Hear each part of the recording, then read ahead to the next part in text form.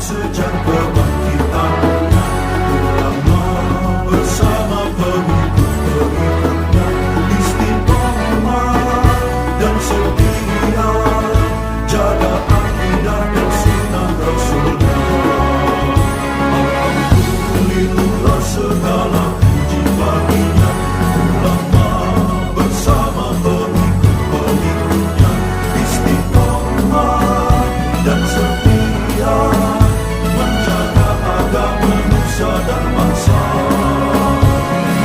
Mari kuatkan niat kita, kita bulatkan tekad kita, terus lanjutkan amal kita, mengembangkan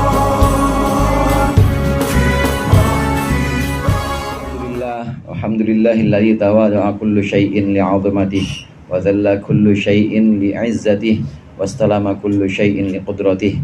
Allahumma salli wa sallim ala sayyidina Muhammadin alladzi azala bayanuhu kulla ibham wa ala alihi wa ashabihi salata wa salaman daimaini ma damatil ayyam. Amma ba'd, fa inna ahsanal hadithi kitabullah wa khairul hadi hadi Muhammadin sallallahu alaihi wasallam, wa syarrul umuri muhdatsatuha wa kullu muhdatsatin bid'ah wa kullu bid'atin dhalalah. Segenap para ustaz, para hujjaj, para orang tua, wabil khusus orang tua kita Abi Haji Nasruddin, mudah-mudahan Allah senantiasa menyehatkan badannya. Para hadirin segenap jamaah Majelis Ta'lim Hifdzul Amal yang berbahagia, mari sama-sama kita lanjutkan pengajian yang pertama, yaitu Tafsir Marah Labid Surah Al-Baqarah ayat 170. Qala Allah Ta'ala wa huwa asdaqul qailin,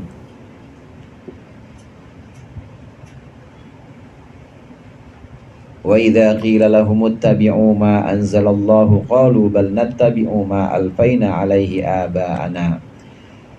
Wa idza qila lahum, dan ketika dikatakan kepada mereka, ai li musyrikil arabi, ketika dikatakan kepada orang-orang musyrik Arab, ittabi'u ma anzalallah, ikutilah oleh kalian ma anzalallahu, apa yang Allah sudah turunkan, minat tauhidi, yakni tauhid la ilaha illallah, tidak ada Tuhan selain Allah, wa tahlilit thayyibati, dan menghalalkan makanan-makanan yang bagus. Ketika disuruh untuk bertauhid, disuruh untuk menghalalkan makanan-makanan yang baik, qalu, mereka berkata, la nattabi'uhu, kami tidak akan mengikutinya, kami tidak akan mengikuti apa yang Allah turunkan. Bal nattabi'u, tetapi kami hanya akan mengikuti ma alfaina, apa yang kami dapati, alaihi, atas ma kami dapati, aba'ana, bapak-bapak kami.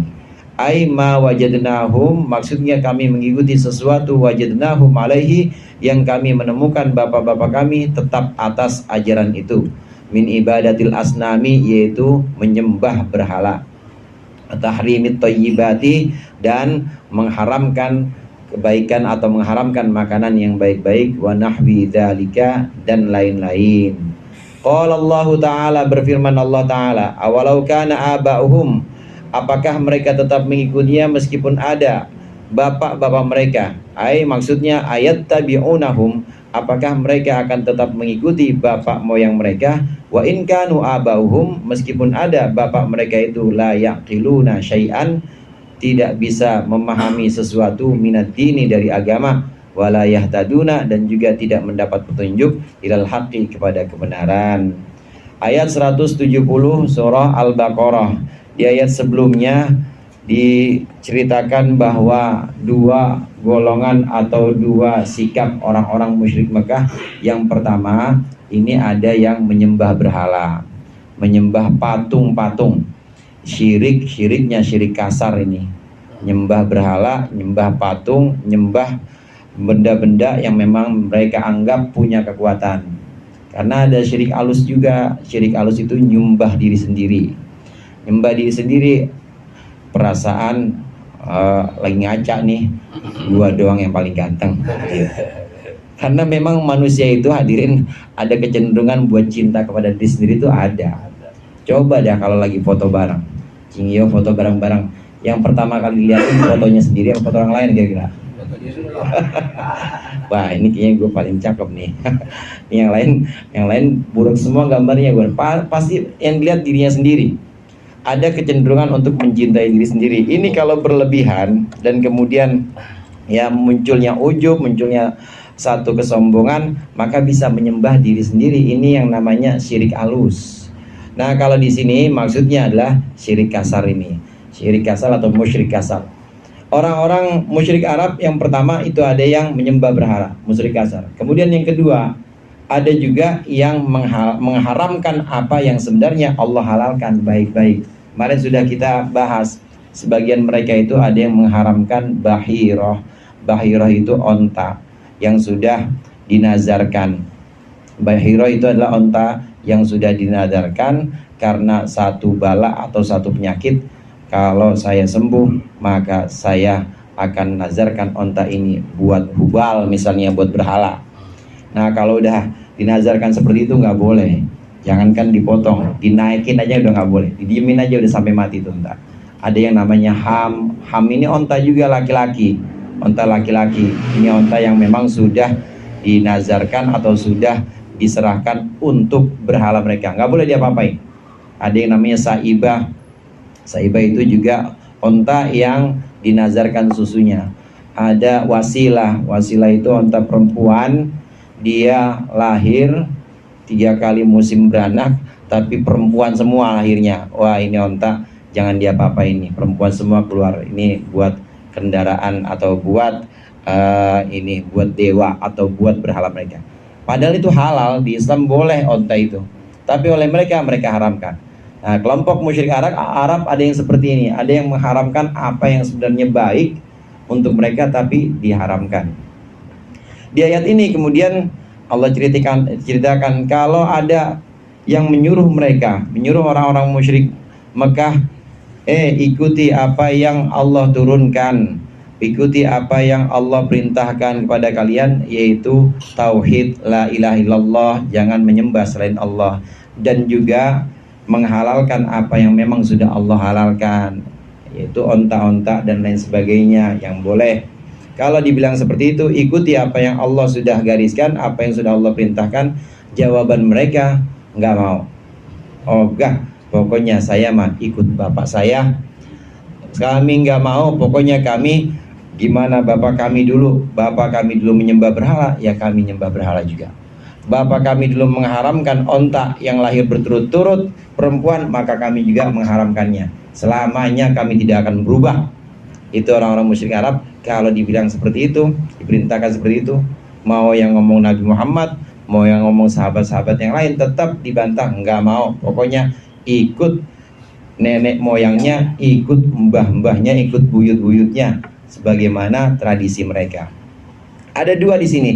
Ada dua, Asy-Syaikh Banten dan juga beberapa mufassir lain ini menyebutkan adalah ibadatul asnam wa tahrimit thayyibat. Konteksnya dengan ayat sebelumnya, yaitu mereka mengharamkan apa yang sebenarnya halal dan juga mereka menyembah berhala. Ini yang harus diubah. Tapi apakah mereka mau berubah? Orang musyrik Arab saat itu nggak mau. Tetap kami tidak mau. Kami hanya akan mengikuti apa yang sudah kami dapati dari nenek moyang kami. Hadirin jamaah rahimakumullah. Di sini memang ikut orang tua. Yang namanya ikut orang tua ya wajar. Wajar namanya, apalagi kita masih bocah. Yang ngajarin manggil kita mama kan siapa? Orang tua. Yang ngajarin kita ini namanya nasi, ini namanya susu, siapa yang ngajarin? Orang tua. Emang ikut orang tua itu sesuatu yang wajar. Namun ada kalanya yang kita temui atau ada kalanya yang kita dapati dari orang tua, ini memang sudah tidak harus kita lakukan lagi. Artinya memang harus ada yang berubah sesuai dengan tuntunan yang memang Allah berikan.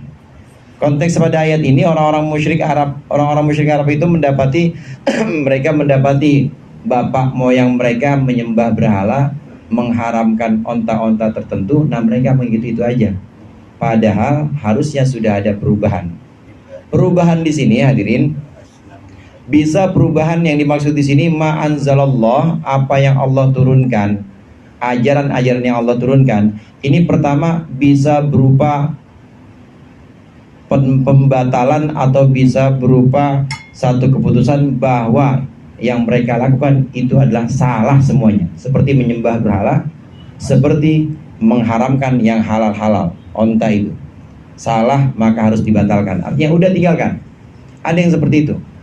Apa yang Allah turunkan kepada Nabi Muhammad kemudian disampaikan kepada manusia, ini ada yang bentuknya memang pembatalan dari ajaran-ajaran atau pembatalan dari tradisi-tradisi yang ada sebelumnya, yang sifatnya bertentangan dengan tauhid, yang sifatnya bertentangan dengan halal haramnya dalam Islam.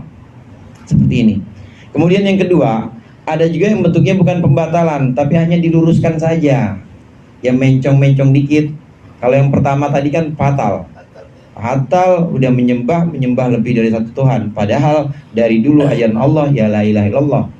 Dari zaman Nabi Adam sampai hari akhir nanti ya ajaran inti ajaran Allah adalah la ilaha illallah. Udah fatal. Maka ini adalah bentuknya pembatalan. Maksudnya salah semua itu. Tapi yang kedua enggak. Yang kedua ini ada yang bentuknya pelurusan. Dilurusin aja. Ada yang perlu diluruskan. Salah-salah dikit perlu diluruskan. Kemudian yang kedua, ada juga yang bentuknya dilestarikan. Dilestarikan. Dari apa yang Allah turunkan, ajaran-ajaran Islam ini, ada yang sifatnya melestarikan apa yang sudah diwariskan oleh orang tua. Contohnya apa? Kisos. Kisos itu sebelum Islam datang, sebelum Nabi Muhammad menerima wahyu, orang Arab udah kayak begitu. Emang itu sudah merupakan hukum adat. Hukum adat, kuping bayar kuping, mata bayar mata, tangan bayar tangan, ya nyawa bayar nyawa. Apakah itu dihapus oleh Islam? Enggak, dilestarikan tetap. Jadi enggak semuanya dihapus, enggak semuanya diluruskan, tapi ada juga yang dilestarikan seperti hukum kisos. Atau had yang lain, had seperti potong tangan untuk orang yang mencuri sudah dengan ketentuan nisabnya. Kalau yang mencurinya cuma mencuri sendal doang, jangan dipotong tangannya. Tapi kalau memang sudah batas seperempat dinar, sudah batas nisabnya pencurian, maka harus dipotong. Potong tangan kanan, masih nyolong lagi, potong kaki kiri, masih nyolong lagi, potong tangan kiri, masih nyolong lagi, potong kaki kanan, selang-seling jadinya. Udah habis semuanya tuh.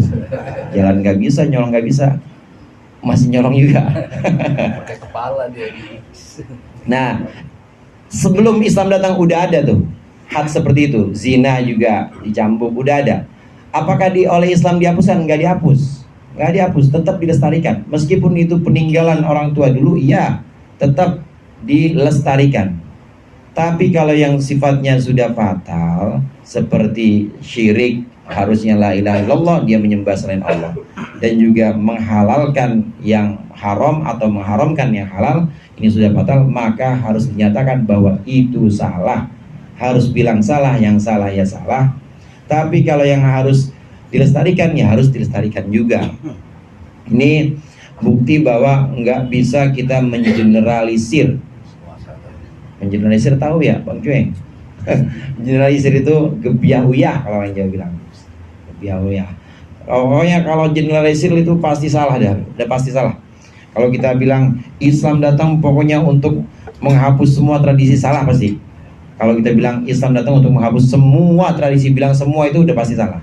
Sama saya ngomong, pokoknya orang kampung Dukuh semuanya, misalnya orang kampung Dukuh semuanya pada malas ngaji, pasti salah itu. Terus bagaimana? Nggak boleh mengeneralisir. Begitu juga dalam menyaksikan dan juga dalam memilah-milah, meneliti ajaran-ajaran Allah, ini kita nggak boleh mengeneralisir, nggak boleh kita gebiah-gebiah semua tradisi jahiliyah jelek semuanya harus tinggalkan. Enggak, tetap ada tiga itu. Ada yang memang harus ditinggalkan seperti musyrik atau syirik, ada yang hanya sekedar diluruskan saja, ada yang dilestarikan seperti hukum-hukum yang memang sudah ada sebelum Islam. Tapi orang-orang ini nggak mau. Orang-orang musyrik Arab ini ketika disuruh ikuti apa yang Allah perintahkan, jangan lagi menyembah berhala, kemudian jangan lagi mengharamkan yang memang halal. Enggak, kami akan ikut bapak kami. Padahal itu bapak-bapaknya, moyang-moyangnya itu sudah sesat atau sudah tidak paham tentang apa yang harusnya mereka lakukan. Udah ada kesesatan. Dan satu lagi, yang namanya zaman itu pasti menuntut perubahan, pasti itu. Apa yang dilakukan oleh bapaknya kakek kita, bapaknya kakek namanya apa? Kok buyut. Buyut, Bapaknya. bapaknya kakek, Oh, buyut. buyut. Apa yang dilakukan oleh buyut itu Moyang. mungkin udah nggak dilakukan lagi oleh kakek kita. Apa yang dilakukan oleh kakek kita ini mungkin nggak dilakukan lagi oleh orang tua kita. Pasti ada yang ditinggalkan karena memang zaman berubah. Demikian juga ajaran-ajaran Allah ini antara satu nabi dengan nabi lainnya menyesuaikan zaman juga. Ini pasti juga sudah berubah syariatnya. Syariat Nabi Musa dengan syariat Nabi Muhammad udah beda pasti. Kemudian sebelum Nabi Musa, syariatnya Nabi Ibrahim sudah berbeda dengan syariatnya Nabi Musa sesuai dengan perkembangan zaman. Maka ada yang berubah seperti syariat itu berubah. Dulu zaman Nabi Musa, hadirin, kalau ada najis, kalau ada pakaian kita kena najis, nggak boleh dicuci, potong. Sarung BHS apa? Nate kotok, dipotong. Cuci nggak boleh, udah potong. Pada bolong. Dipotong nggak boleh. Istri kalau lagi haid itu bukan nggak boleh dikumpul, bukan hanya sekedar nggak boleh dikumpul gitu, nggak boleh di rumah, keluarin dari rumah.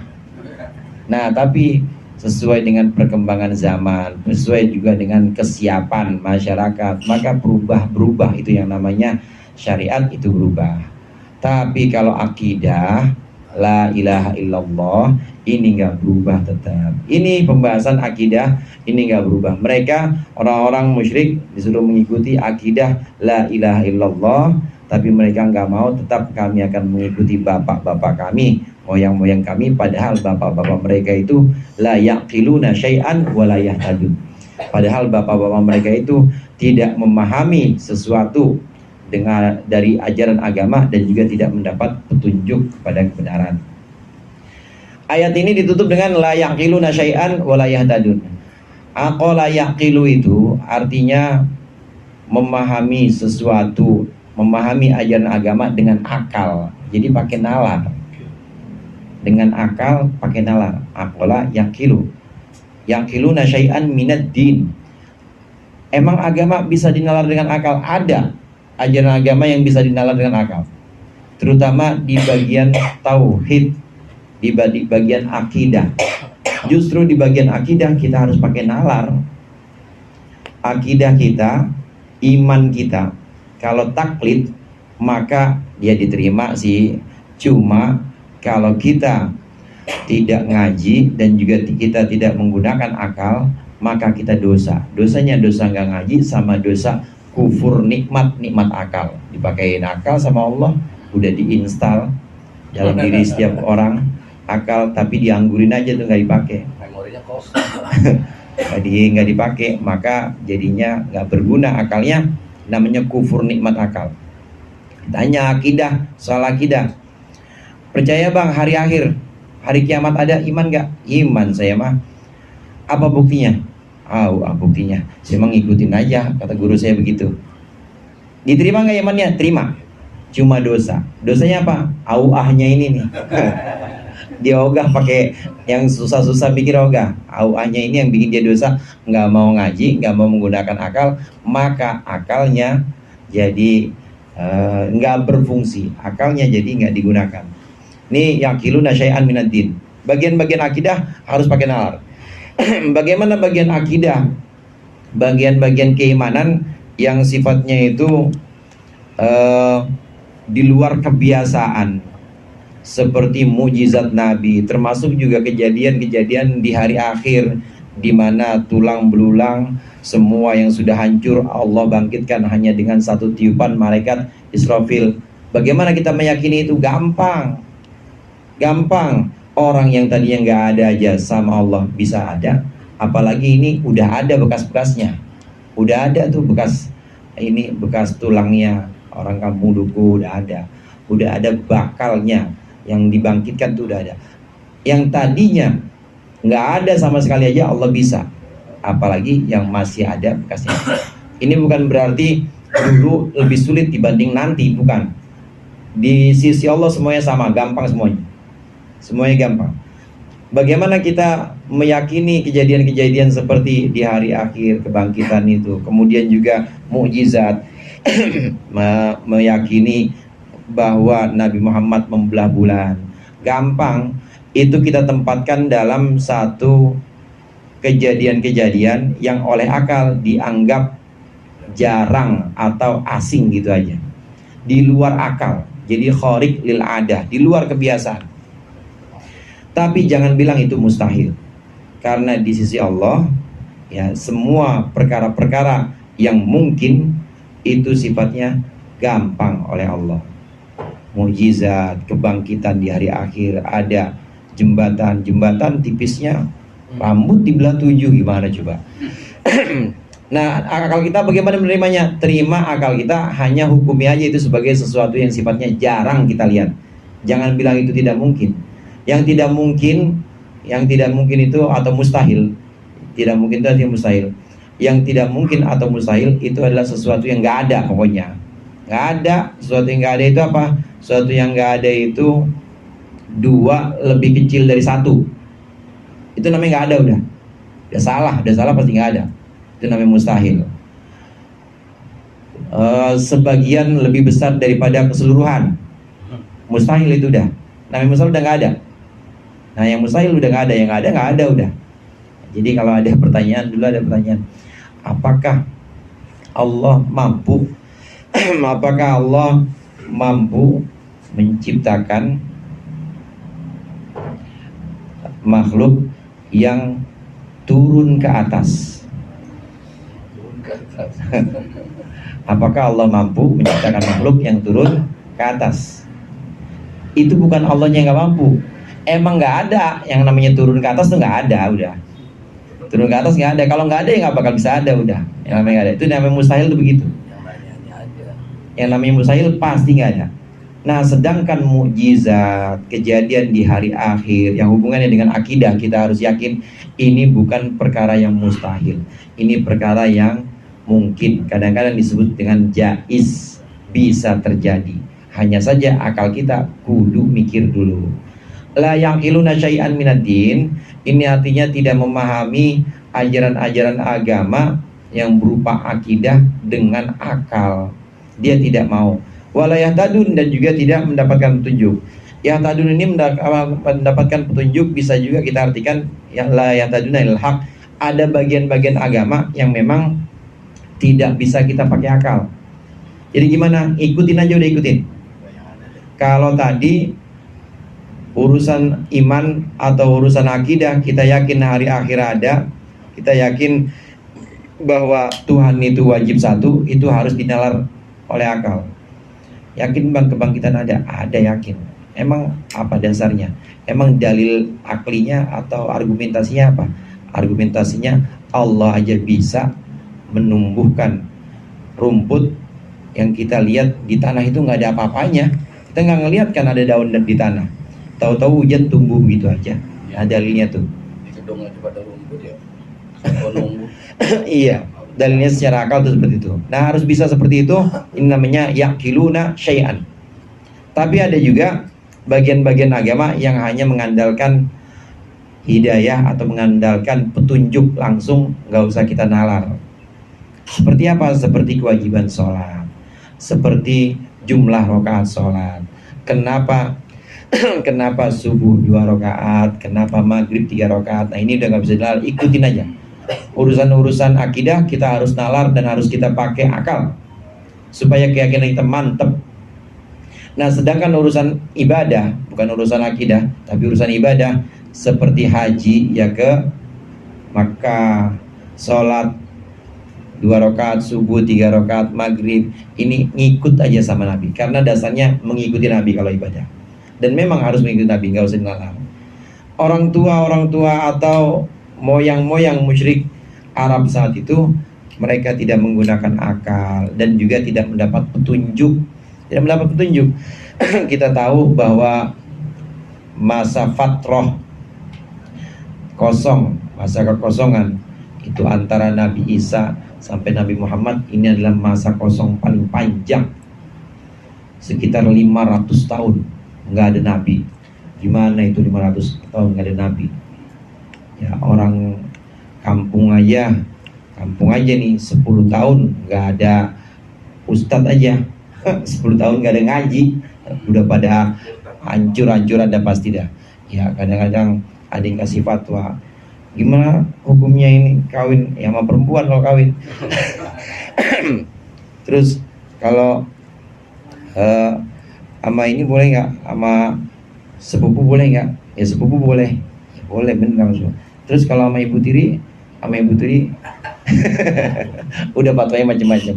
Kalau gabungin mertua sama mantu boleh nggak? Ya boleh. Wah, hancur dah, udah hancur. 10 tahun dah udah hancur. Apalagi ini 500 tahun nggak ada yang memberikan petunjuk, nggak ada para nabi, kosong. Nah, mereka la yahtaduna ilal haq. Orang-orang Arab, nenek moyangnya itu tidak dapat petunjuk yang berupa ibadah-ibadah, dan juga tidak dapat petunjuk yang berupa akidah atau keimanan. Udah tahu begitu, tapi mereka tetap mau mengikuti nenek moyang. Ini kesalahannya. Nah, karenanya diajak oleh Nabi Muhammad ikut pada ajaran Allah, ikut la ilaha illallah, dan juga ikut ibadah, artinya masuk ke dalam agama Islam. Wa matalul ladzina kafaru kamatalil ladzi yan'iqu bima la yasma'u wallahu a'lam bissawab.